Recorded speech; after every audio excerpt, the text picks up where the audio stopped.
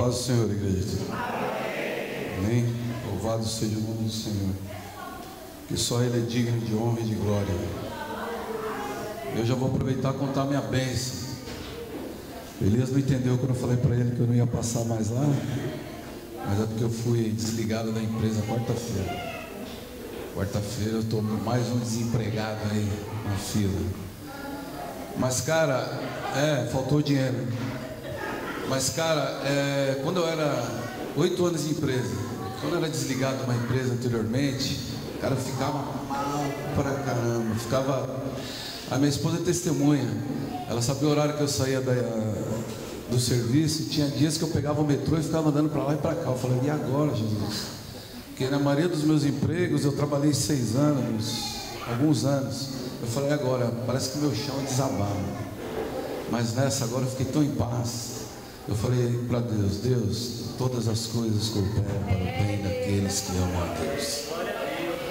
E eu fiquei em paz.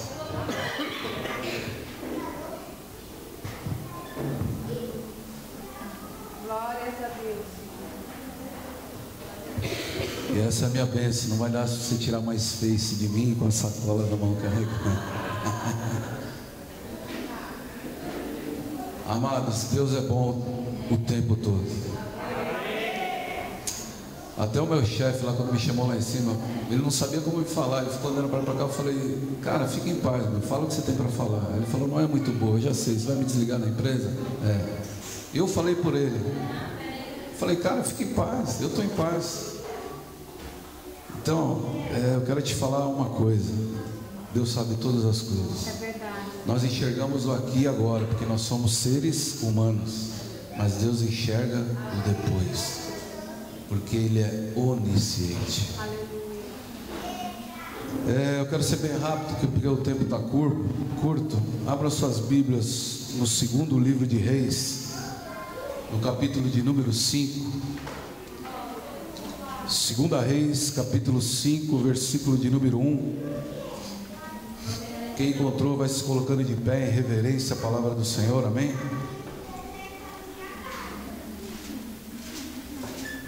Segunda Reis, capítulo 5, versículo de número 1. Louvado seja o Senhor.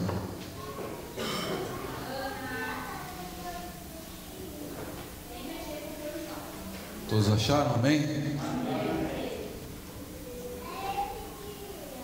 A palavra de Deus diz assim: Naamã, comandante do exército do rei da Síria, era grande homem diante do seu senhor e de muito conceito, porque por ele o Senhor dera vitória à Síria.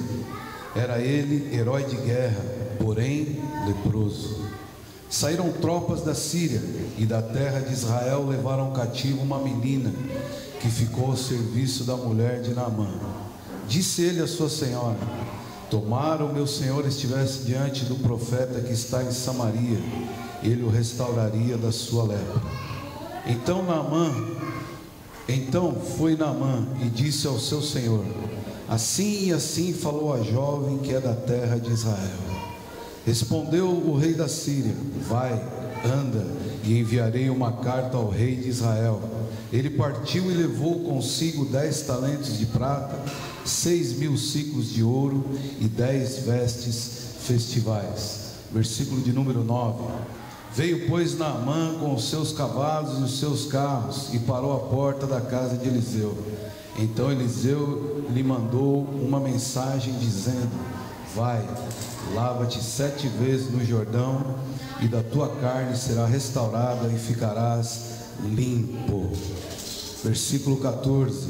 Então desceu e mergulhou no Jordão 7 vezes, consoante a palavra do homem de Deus, e a sua carne se tornou como a carne de uma criança e ficou limpo. Voltou ao homem de Deus, ele e toda a sua comitiva. Veio, pôs-se diante dele e disse: eis que agora reconheço que em toda a terra não há Deus senão em Israel. Agora, pois, te peço, aceites um presente do teu servo. Porém ele disse: tão certo como vive o Senhor, em cuja presença estou, não o aceitarei. E estou com ele para que o aceitasse, mas ele recusou. Disse Naamã: se não queres, peço que ao teu servo seja dado levar uma carga de terra de 2 mulos. Porém nunca mais oferecerá a este teu servo holocausto, nem sacrifício a outros deuses, senão ao Senhor. Amém? Feche seus olhos, vamos orar. Senhor Deus Todo-Poderoso, louvado seja o teu nome, Senhor, porque nós cremos nesse Deus, o Deus Santo e Poderoso de Israel. Senhor, nós sabemos que nós não te servimos, Senhor, 100% daquilo que nós podemos te servir, Senhor. Vem hoje com a tua palavra, Senhor, nos exorta, nos ensina, nos encoraja, Senhor. Fala conosco, Senhor, nos ensina a servir-te com excelência, Senhor, para que o teu nome seja glorificado através das nossas vidas, Senhor, para que o teu nome seja engrandecido, Senhor, para que o teu evangelho seja propagado para as almas que estão aí fora, Senhor, sedentas da tua palavra, Senhor. Eis-nos aqui, Senhor, que eu agora diminua, Senhor, e que tu cresças nesse lugar, como diz a tua palavra em João 3,30, Senhor. Senhor, eu não sou nada, Senhor, mas tu és tudo, Senhor. Que tu venha e me use, se aposta de mim através do teu Espírito, Senhor, e fale com a tua igreja, em nome de Jesus, amém. Você pode se sentar dando glória a Deus, amém? Aqui no capítulo 5 de 2 Reis, vai narrar a famosa história de Naamã. Todos aqui conhecem a história de Naamã, um leproso que foi curado de sua lepra pelo profeta Eliseu. Em alguns capítulos aqui anterior ao capítulo 2, acho que no versículo 3, no capítulo 3, Elias vai deixar essa terra. Elias foi um dos profetas mais poderosos, mais suntuosos do Antigo Testamento. E tanto é assim que Elias não experimentou a morte. Elias subiu aos céus vivo num redemoinho. Muitos pensam que foi numa carroça de fogo, mas não foi. A carroça com seus cavalos de fogo, com seus cavaleiros, ela veio somente para dividir, separar Elias de Eliseu. E veio um redemoinho e tomou Elias, e ele subiu aos céus. Mas a Bíblia diz que ele deixou um sucessor, e o sucessor dele era Eliseu. E Eliseu foi um sucessor que ele pediu porção dobrada do espírito de Elias. Glória a Deus. E a porção dele veio tão dobrada, para você ter uma ideia, quando Eliseu foi ser sepultado, jogaram um homem na sua sepultura, e esse homem tocou nos ossos deles, e a Bíblia diz que ele se levantou, se colocou em pé e saiu andando. Até os ossos de Eliseu tinha a glória de Deus. Ele era cheio do Espírito de Deus. Então aqui Eliseu, ele começa a sua jornada profética, a sua caminhada com Deus. E ele se depara com Naamã. Ele se depara com o comandante do exército da Síria, que tinha um rei chamado Ben-Hadad, que era inimigo de Israel. Naamã era um líder nato, ele era um herói nacional de guerra. Ele pertencia à mais alta patente da Síria, um homem de confiança do rei Ben-Hadad. Porém Naamã era leproso, vocês conhecem essa história. Mas como Naamã chegou até Eliseu? Quando Naamã estava em uma de suas empreitadas de guerra, ele estava nas fronteiras entre Israel e a Síria, ele combatia com o povo israelita. Ele tomou uma menina como escrava para servir em sua casa. E é sobre essa menina que eu quero ministrar hoje. A menina de Naamã, a escrava de Naamã. Eu não vou falar de Naamã, eu vou falar sobre essa escrava israelita, a menininha de Naamã, serva dele. Essa menina foi pega, como eu já disse, nas fronteiras, numa guerra. E Naamã trouxe ela para os seus aposentos, para a sua casa oficial. E eu creio que Naamã trouxe ela para servir como uma empregada doméstica, para ser ama de sua esposa, para ser babá de seus filhos. Provavelmente seria isso. E assistia a esposa de Naamã. Ela servia a esposa de Naamã. Ali essa menininha pequenininha, ela protagonizou cenas extraordinárias. E por que eu quero te trazer essa palavra hoje? Porque essa palavra é para aqueles que estão sozinhos. É para aqueles que estão lutando sozinhos. É para aqueles que estão sendo mal compreendidos. É para aqueles que são minoria, para aqueles que a sua família não os compreende, que o seu marido não te compreende, que a sua esposa não te compreende, que seus filhos não te compreendem. Por incrível que pareça, a história cristã narra por toda a Bíblia a vida de pessoas solitárias. Sim ou não? Sim ou não, igreja? Você encontra pessoas solitárias na Bíblia, como Elias, como Moisés, como João Batista. Você encontra mulheres solitárias como Ana, como Débora. Você encontra mulheres solitárias como Ana. Você encontra mulheres que não têm muitos recursos, como Agar, que foi expulsa da casa de Sara e foi encontrada no deserto, sozinha com Ismael. Você encontra leprosos, pessoas cegas, pessoas surdas, coxos, paralíticos, tentando seguir a Jesus, tentando lutar para não se desviar do bom caminho. Você está numa empreitada hoje, sozinho. Você está orando e jejuando, sozinho. Está tentando conquistar a sua casa, sozinho, sozinha. Está sofrendo uma crise no lar, no casamento, no emprego, na vida pessoal, no trabalho. Mas você está sozinho. Você está sozinho. Não há um apoio, não há uma ajuda, não há uma palavra de conforto. Todos estão remando contra você. Eles não te compreendem. Eles não receberam a luz que você recebeu. Talvez você é pai, marido, reto, honesto, santo, mas está tendo problemas com sua esposa, que é dificultosa. É uma esposa que não compreende, que não tem a visão que você tem, que tem uma visão pequena do Evangelho.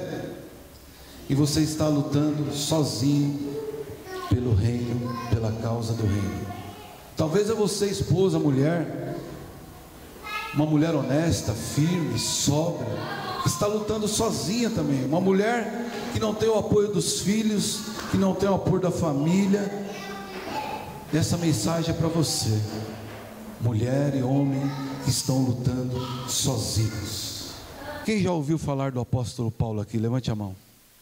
Alguém já ouviu falar do apóstolo Paulo? Você conhece algum homem que se compara ou que se comparou ao apóstolo Paulo? A Bíblia tem 66 livros e Paulo escreveu 13 livros dessa Bíblia. 13 epístolas foram escritas por este grande homem. E a maior delas é a obra que ele escreveu em Romanos. O homem que mais plantou igreja, o homem que mais ganhou almas no planeta, um homem que era pastor, evangelista, missionário, teólogo, pregador, um homem que foi até o terceiro céu e viu lá coisas tão gloriosas que ele assim descreveu. Eu vi coisas inefáveis. Sabe o que significa a palavra inefáveis? É coisa que você não consegue descrever. É coisa que você não consegue escrever no papel. Eu não consigo escrever ou descrever, não tenho palavras para descrever o que eu vi no terceiro céu. Homem que viu Jesus na estrada de Damasco. Um homem que não foi evangelizado por homens. Um homem que aprendeu e foi evangelizado pelo próprio Jesus Cristo. Um homem que era um bandeirantes, um poliglota, um erudito, uma das maiores mentes que pisou nessa terra. um homem mais influente que todos os imperadores César e Augustos juntos, um homem que despojou Aristóteles, Sócrates, Platão, um homem que escreveu o seu último capítulo, a sua última carta, lá em 2 Timóteo capítulo 4, e sabe onde ele estava? Sabe onde estava o gigante Paulo quando escreveu 2 Timóteo? Alguém sabe onde ele estava? Preso numa masmorra, numa prisãozinha de Roma asquerosa, sem luz, sem água, sem saneamento básico, com ratos. E ele fala assim: o tempo da minha partida chegou, já estou pronto para ser oferecido como libação. E ele fala: combati o bom combate, encerrei a carreira, guardei a fé, desde agora estou preparado para a coroa da vida. Imagine comigo, aquele corredor escuro, uma masmorra, que ela se situava no subsolo daqueles palácios, no calabouço, lá perto dos lençóis freáticos de água. Imagine o grande Paulo, o discípulo de Cristo, estava sozinho. Sabe o que acompanhava Paulo? A sua túnica, as suas alpargatas surradas, cheias de poeiras. Ele estava sozinho. E sabe o que ele fala? Ele teve um primeiro julgamento. E sabe quem compareceu ao julgamento dele? Para assistir o julgamento dele? Ninguém. Cadê os seus pais, a sua mãe, os seus discípulos para o defender? E ele fala uma coisa que dá vontade de chorar. Ele pregou para o mundo inteiro, e agora ele precisa de alguém para a sua defesa. E sabe quem veio defender? Ninguém. Mas o Todo-Poderoso assistia dos céus. O Senhor dos Senhores o assistia. Aleluias. E sabe como termina a história de Paulo? Gritam lá os pretorianos: prisioneiro Paulo! E abrem as celas, tiram as correntes e falam para ele: se ajoelha. E vem a espada de Roma e passa sobre a sua cabeça, e Paulo é decapitado a mando de Nero, sozinho. E essa mensagem é para você hoje. O grande apóstolo Paulo passou as suas maiores lutas sozinho. Guarde isso com você. As suas maiores lutas, as suas maiores provas, você vai passar sozinho, sem ninguém para te assistir. E assim terminou a história do apóstolo Paulo, sozinho. E talvez você seja hoje essa mulher sozinho. Talvez hoje você seja esse homem sozinho. Talvez você seja hoje esse jovem sozinho. Talvez você seja hoje o filho sozinho que está tentando conquistar e ganhar a sua casa. E você está sozinho. E a Bíblia fala que essa menina, serva de Naamã, a israelita, está sozinha. E vai nos ensinar como nós devemos nos portar quando estamos sozinhos. Vai nos ensinar que nós não devemos desistir, mesmo quando estamos sozinhos. Tem hora que a gente se vê sozinho, irmãos. Sozinho. Mas tenha na sua mente que o Senhor o assiste. Que as suas lágrimas não caem no chão. Lá em Apocalipse, no capítulo de número 5, ele fala assim: a visão que Deus deu a João dos céus, e João não viu ninguém que pudesse, que era digno de desatar os selos do livro, mas vem a voz de um grande anjo bradando e fala: não chores, não chores, eis aqui aquele que é digno de desatar os selos, de abrir o livro. E no final desse versículo fala assim, que o Senhor, que tem uma taça de ouro, e que dentro dessa taça de ouro, sabe o que tem? As orações dos santos. E sabe o que ele faz com essas orações? Ele toma as suas orações. Então, quando você está sozinho, que não tem ajuda de ninguém, vai para o seu cantinho particular e chore, porque eu te garanto que nenhuma lágrima vai cair no chão. Vai ter um anjo lá com uma taça de ouro recolhendo, e essas lágrimas vão subir com incenso, como aroma suave nas narinas de Deus. Foi pregado aqui ontem, a mulher Maria Madalena, ela reconheceu e lavou os pés de Jesus. Sabe por quê? Porque ela reconheceu que só Jesus é o Senhor. E nós temos que reconhecer que só Jesus é o Senhor. E eu quero dizer para você esta noite que está sozinho, que ninguém te compreende, que não tem ninguém para te carregar, que não tem ninguém para dividir esse fardo com você. Sabe o que Jesus te fala? Divide comigo que o meu fardo é leve. O fardo de Cristo é leve. Ele naquela cruz, meu irmão, Ele nos rendeu, Ele nos redimiu, porque naquela cruz, Ele tomou o nosso lugar. Aquele lugar era para nós. Aquele lugar era para nós. O coração dele parou de bater, sabe por quê? Para que o nosso coração continue batendo.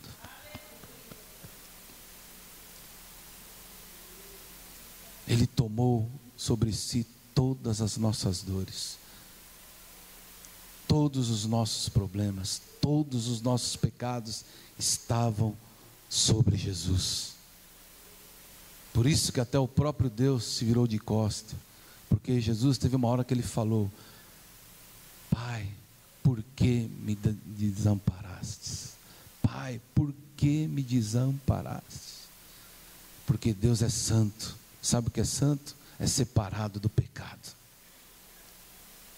E o próprio Pai o desamparou, porque ele estava carregando sobre si o seu pecado. Seu fardo está duro, está difícil? Lance sobre Jesus, que o fardo dele é leve.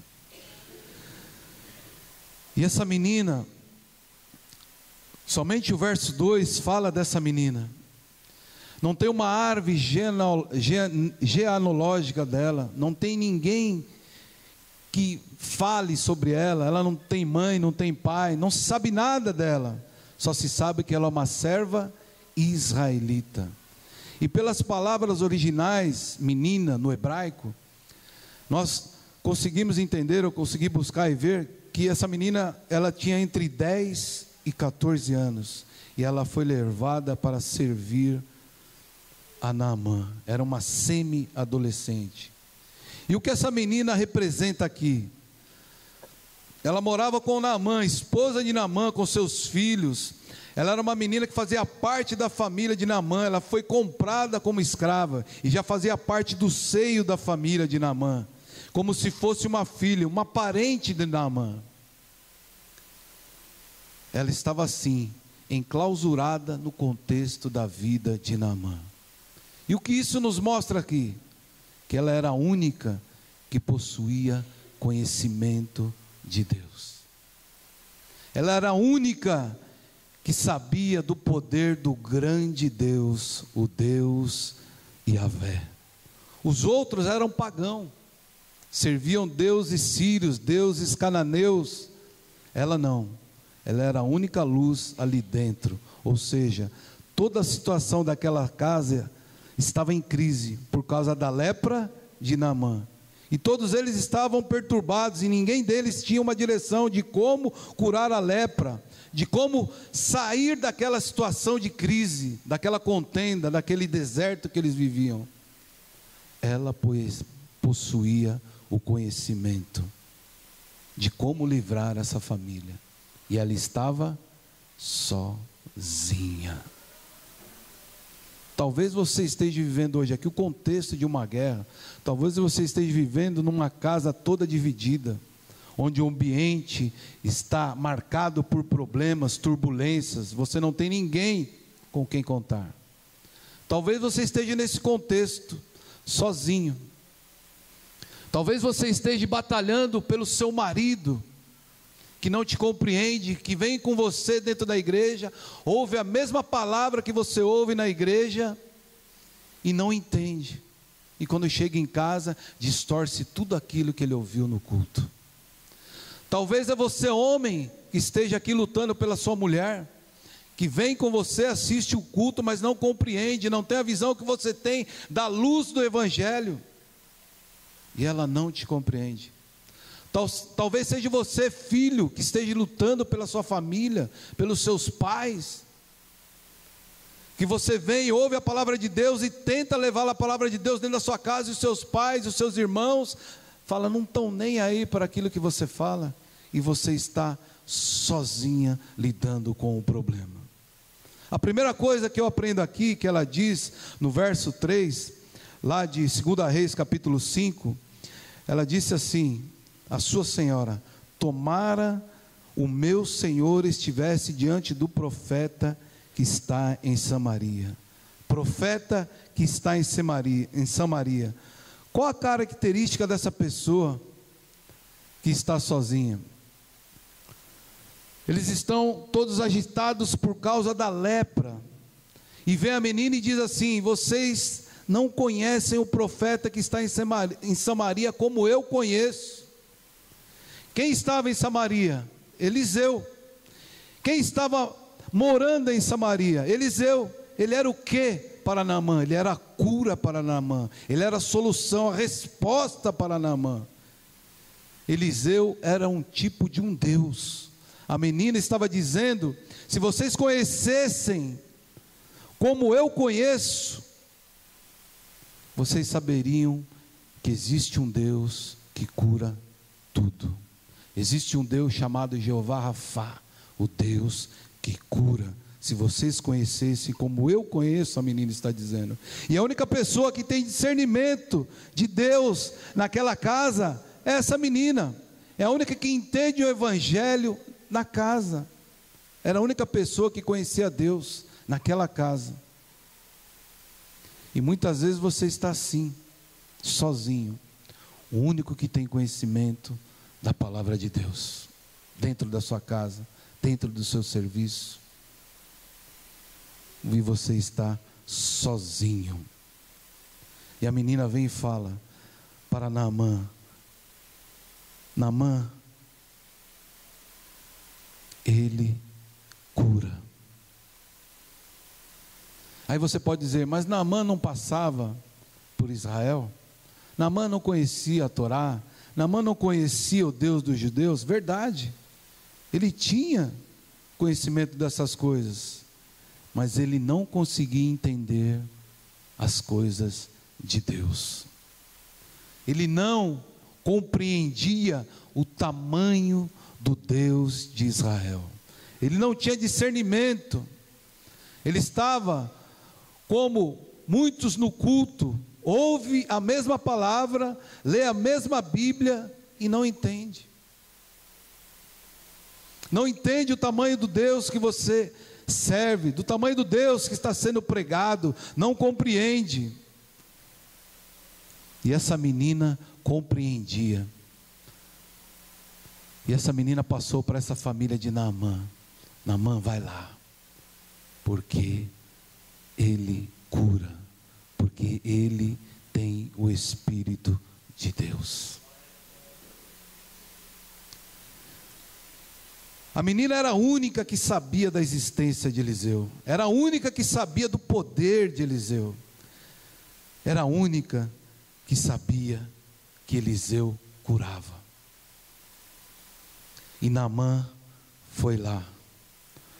Naamã, um rei, aliás, Naamã, um comandante a serviço do rei Ben-Hadad, um dos principais, um homem de confiança do rei Ben-Hadad. Por que que ele ouviu essa menina? Por que que ele deu ouvidos a essa menina, serva dele, a qual ele capturou como escrava? Sabe por quê? Sabe o que eu aprendo aqui? Pelo testemunho dela. O testemunho dessa menina falava muito alto, porque essa menina não reclamava, não alterava a voz, não reclamava.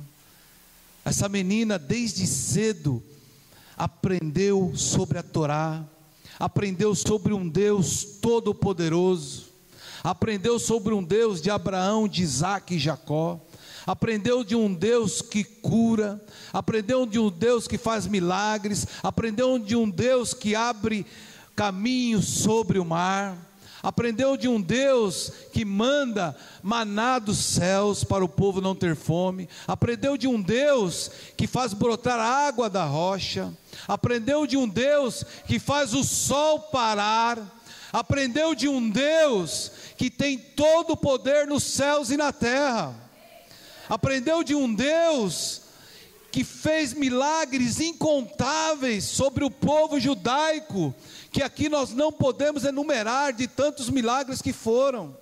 Essa menina testemunhava dentro daquela casa, como escrava, sozinha desse Deus todo-poderoso, e testemunhava com excelência a palavra de Deus, testemunhava com excelência o poder do Altíssimo Deus. Ela testemunhou, e sabe como ela estava? Sozinha no meio de pagãos, no meio de gente que servia a deuses sírios, a deuses cananeus, a deuses que era feito com as mãos do homem, Deus que não falava, que não andava, que não escutava. Ela foi um testemunho vivo ali naquela casa. Ela foi uma coluna dentro daquela casa para aquela família de Naamã, que estava em crise por causa da lepra de Naamã. E por causa da lepra de Naamã, ele não estava somente em crise dentro do lar, ele estava em crise também no seu trabalho junto ao rei, porque a lepra é uma doença mortal e contagiosa. Então a sua vida estava em risco, a sua vida estava indo para o buraco. Mas aquela menina tinha discernimento de um Deus todo-poderoso. E segunda coisa que ela diz no verso 3, sabe o que é? Está lá na continuação do versículo 3. Ela disse: ele o restauraria da sua lepra. Primeiro ela reconheceu, e ela disse que conhecia a um Deus todo-poderoso para Eliseu, para ele ir lá que ela iria ser curada. Ela era a única que tinha o conhecimento, que tinha o entendimento naquela casa. Ela era a única que tinha fé. Ela era a única que estava em contato direto com Deus naquela casa. E sabe o que eu aprendo aqui? Que ela teve fé. Porque ela falou: vai lá que você vai ser curado. Ela teve fé, porque ela entendia o Deus que ela servia. Ela sabia de quem ela estava falando. E muitas vezes a gente não tem esse entendimento, a gente não dá testemunho aí fora, a gente não tem fé, a gente vem na igreja, ouve a palavra de Deus, mas não dá testemunho quando sai dessa porta para fora. Quando sai dessa porta para fora não tem fé, porque aqui dentro é fácil, a esfera ajuda, quero ver lá fora. Aqui dentro, amados, quando nós entramos daquela porta para dentro, sabe o que a gente tinha que fazer? Se ajoelhar, tirar o sapato, sabe por quê? Porque esse lugar é santo, o próprio Deus está aqui. Nós devíamos entrar aqui, irmãos, chorando na presença de Deus, reconhecendo a sua soberania, reconhecendo que só Ele está sentado num alto e sublime trono, reconhecendo que só Ele é onisciente, onipotente, onipresente, reconhecendo que só Ele pode fazer por nós aquilo que nós não podemos fazer, reconhecendo que nós não somos nada, nós não somos nada. Sabe o que Isaías fala que nós somos? Um vermezinho. Nós não somos nada perante ao Deus Altíssimo. Nosso Deus é tão grande, tão grande, tão grande, que o mar cabe na palma da sua mão. Quem já foi em alto mar? Quem já teve a possibilidade de viajar de navio em alto mar? Ou então ir numa praia lá e ver o tamanho do mar? E aquele mundão de água cabe aqui, ó, na palma da mão de Deus. E se você for parar para pensar, aquele mundão de água já era para ter acabado com a terra, já era para ter invadido a terra e ter acabado com tudo. Sabe por que não acaba? Pela palavra de Deus. Ele falou para o mar: você vai até aí, o seu limite é aí. Olha o tamanho do Deus que nós servimos, amados.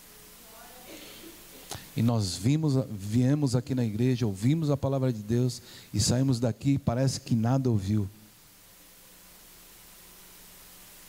Parece que nós viemos aqui para escutar, entra aqui e sai aqui.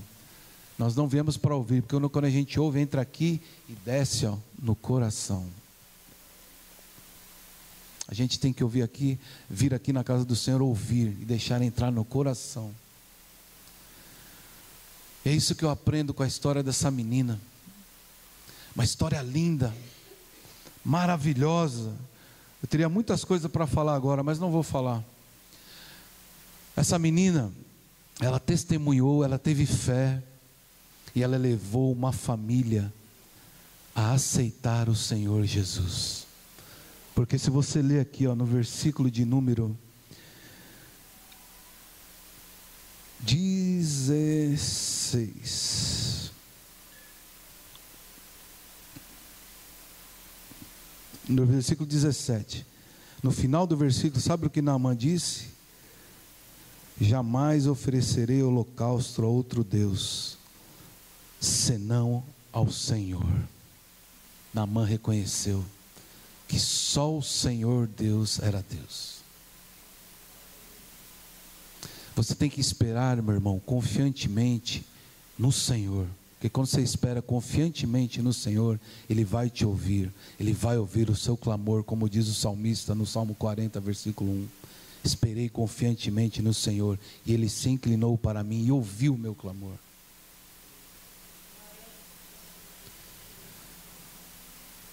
Nós, como filhos do Deus Altíssimo, nada pode nos abalar. Nós temos que estar firmados, como no Salmo 125, versículo 1. Aqueles que confiam no Senhor serão como os montes de Sião, que não se abalam, permanecem para sempre. Não importa a situação que você esteja vivendo. Érica, Deus manda falar para você: não desista. Você está sozinha naquele lar? Não desista. Continue testemunhando.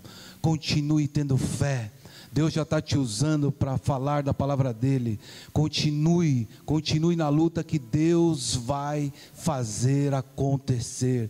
E Ele vai fazer diante dos seus olhos o milagre. Você verá o milagre e vai vir aqui e vai testemunhar que eu e minha casa servimos ao Senhor. Mas continue firme, elevando os seus olhos para o alto, que é dEle que vem o nosso socorro. Ele é o nosso socorro bem presente na hora da angústia, na hora da tribulação. Continue firme, porque Ele é Deus. Pastora Michele, Deus me falou assim para você e pastor Maurício: vocês estão no centro da vontade dEle. E quando você está no centro da vontade dEle, sabe o que acontece? Deus se responsabiliza até pelos seus erros. E eu te provo isso dentro da Bíblia. Dentro da Bíblia eu te provo isso. Abraão mentiu. Você é uma apaixonada pela história de Abraão, que eu já vi você falando aqui. Abraão mentiu para o rei sobre a sua esposa. Ele falou que era irmã dele e ela era o quê? Esposa dele. E o rei veio e falou: como você faz isso? Mas Deus tornou a mentira a seu favor, porque ele estava no centro da vontade de Deus.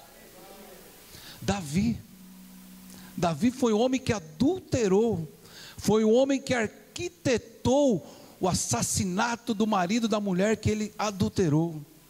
Mas ele era um homem segundo o coração de Deus. Ele entendeu que estava errado e se arrependeu dos seus pecados, e por ele estar no centro da vontade de Deus, Deus se responsabilizou. Ele pagou a morte do seu filho, mas ele estava no centro da vontade de Deus, e Deus torna bênção aquilo que a gente está errado, porque nós estamos caminhando com Deus, e foi Deus que levantou você e o pastor Maurício, não foi homens. Deus está à frente lá no Semeando Vida. Deus vai cuidar, Deus está com o pastor Maurício lá dentro da cadeia e vai cuidar dele. Tanto é que ele falou para você que é leve e momentânea a sua tribulação, vai produzir peso de glória, e ele vai sair de lá mais fortalecido, e vocês vão estar fortalecidos com toda essa situação, e vão caminhar junto e ganhar almas para Cristo, porque isso é avançar no reino de Deus. O reino de Deus é ganhar almas, é avançar ganhando almas. Isso tudo é leve e momentâneo, vai passar. A tribulação que você está passando vai passar. Nada é eterno, nada é eterno, tudo é passageiro. A única coisa que é eterno é a palavra do Senhor, que não passa e vai se cumprir vírgula por vírgula.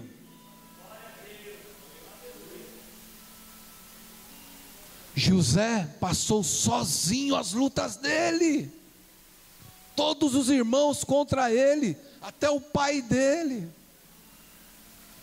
porque ele foi lá e trouxe uma revelação, que ele viu um feixe se levantar e todos os outros se curvavam diante dele. O pai dele: menino, vai andar. Os irmãos dele: você está louco?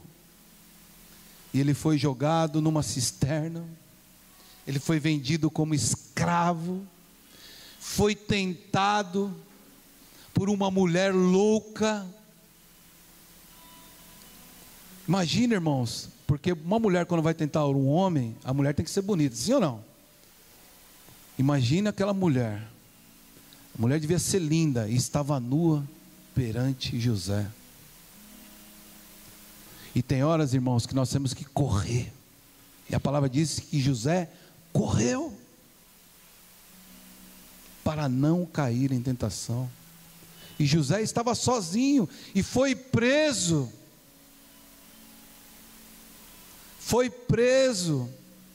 esquecido lá na cadeia pelos homens, mas quem o assistia? Aleluia! Os olhos de Deus o assistiam. E sabe o que aconteceu com José? Ele foi governador do Egito. Não adiantou o Potifar colocar ele na cadeia, não adiantou os homens esquecerem dele na cadeia, porque sabe quem estava assistindo ele?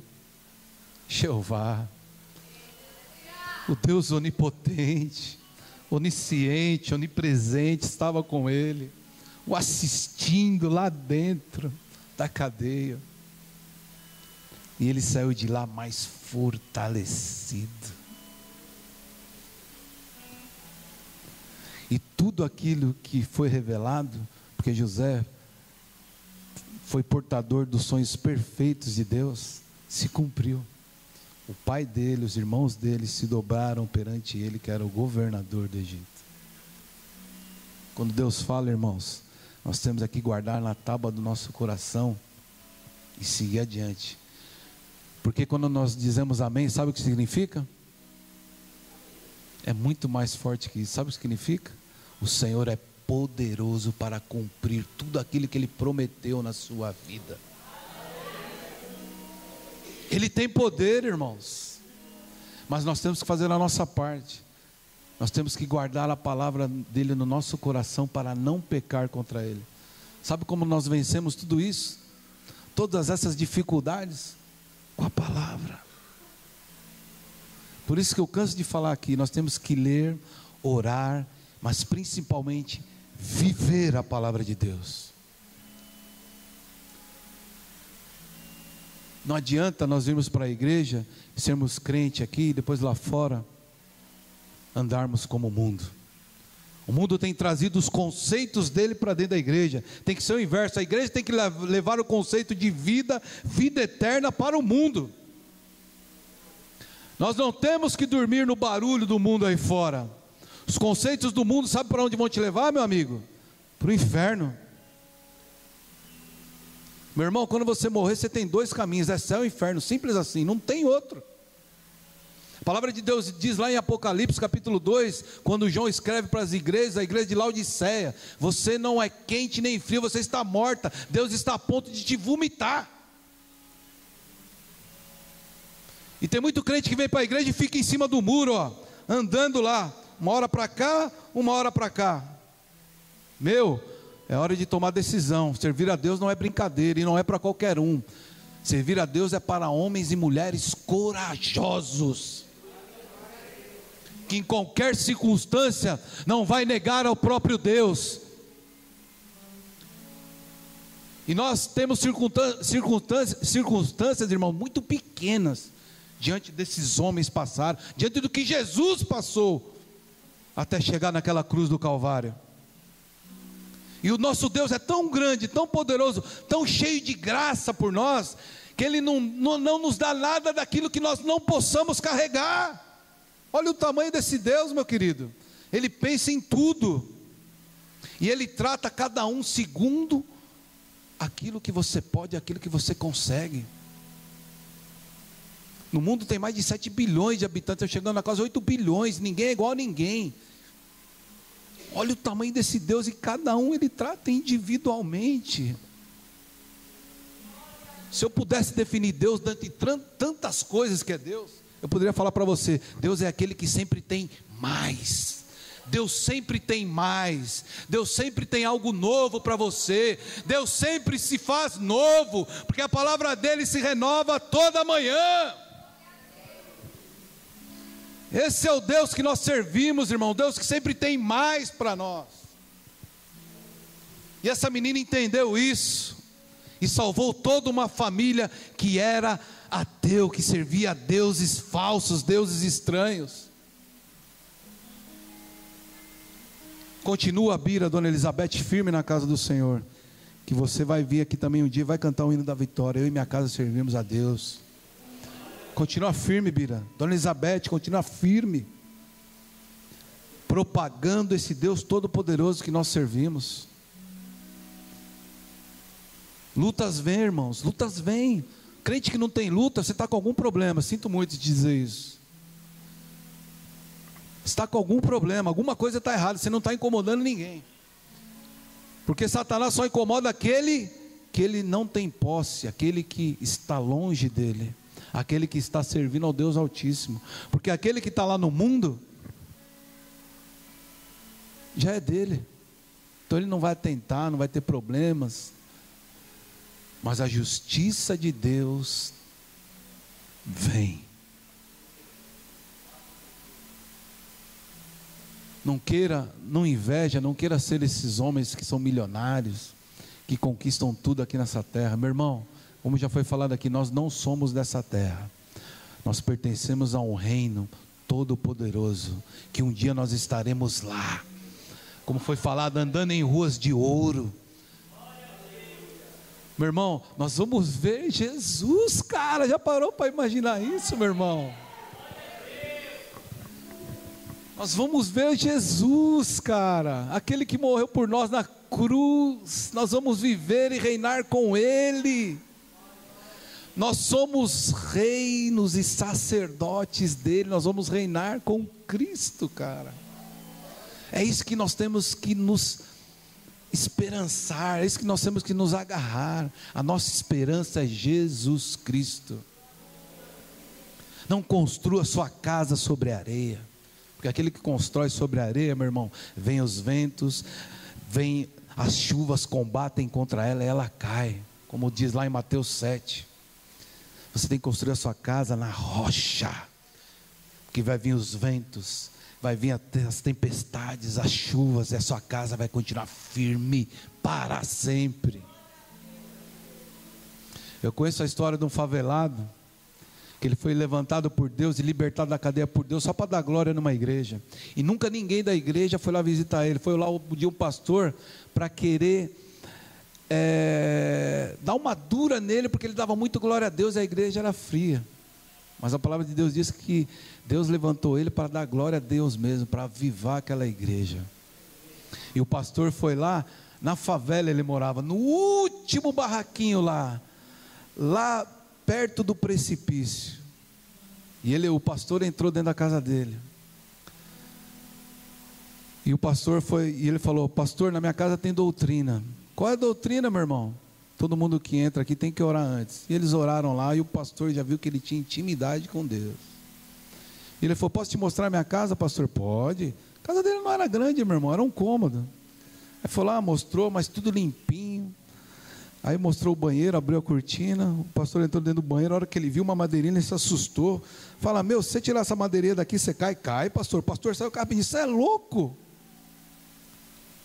Você cai aqui, você morre. Eu sei, pastor, eu era igual o senhor, eu tinha medo quando estava no mundo, mas quando eu conheci esse Deus Todo-Poderoso, todo medo saiu de mim. Eu não tenho mais medo da morte. E esse cara falou assim: pastor, aqui na favela vem chuvas poderosas, vento, destelha barraco, quebra barraco, e a minha casinha está aqui firme e forte. Meu irmão, quando você está com Cristo no barco, sabe o que você tem que falar? Como a Sunamita falava: tudo vai bem. O filho dela tinha morrido.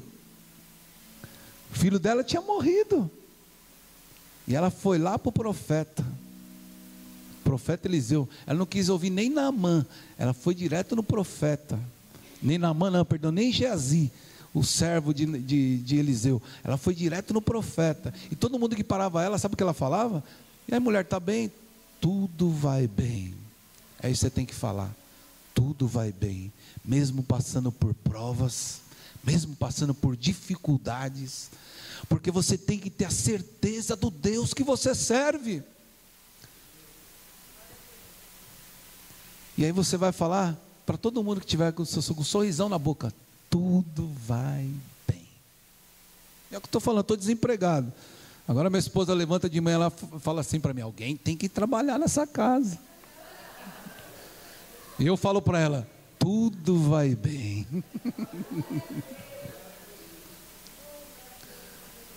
Eu durmo mais um pouquinho que ela, às vezes vou até levar ela no serviço, né? Que ela fala: vou lá levar ela, né? Nesse dia que teve a greve, vou lá levar ela, né? Levanto cedo lá com ela, ela fala: alguém tem que trabalhar nessa casa. Eu falei: tá bom, Jesus, tudo vai bem. Amados, não interessa se esteja passando, meu querido. Se agarre nisso daqui, ó.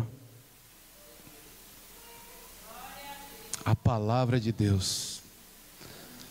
A palavra é a maior revelação, é a maior profecia para as nossas vidas. A palavra de Jesus. Amém, irmãos? Que Deus abençoe vocês. Pastor Rogério, vem louvar aqui. Eu sei que Deus colocou um hino no seu coração. O Espírito Santo me falou agora, pode vir louvar Ele. Nós vamos louvar junto. Aleluias. Amados, é a palavra. O mundo foi criado pela palavra. Jesus venceu Satanás pela palavra. E nós vamos vencer o mundo pela palavra. Aleluia.